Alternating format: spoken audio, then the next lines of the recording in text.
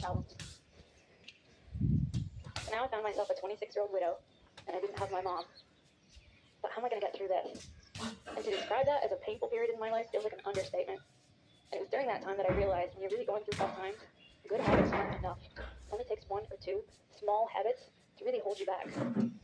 I worked as hard as I could, not just to create good habits in my life, but to get rid of those small habits, no matter how small they might seem.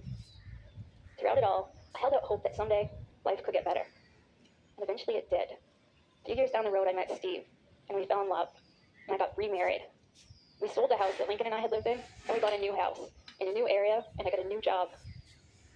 But almost as quickly as I breathed my sigh of relief over that fresh start that I had, we got the news that Steve's dad had terminal cancer. And I started to think, why do these things always have to keep happening? Why do I have to keep losing all my loved ones? This isn't fair. But if I'd learned anything, it was that way of thinking would hold me back. I knew I was going to need as much mental strength as I could muster to get through one more loss.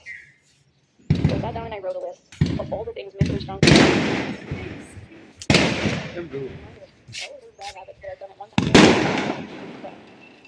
I kept pushing forward, and I really needed it, because within a few weeks of writing it, Steve's dad passed away.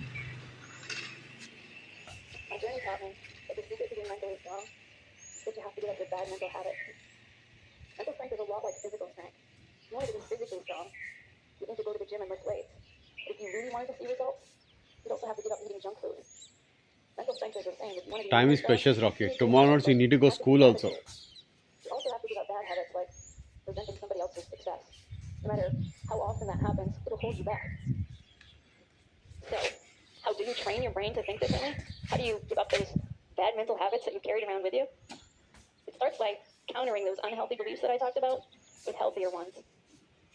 For example, unhealthy beliefs about ourselves mostly come about because we're uncomfortable with our feelings. Feeling sad or hurt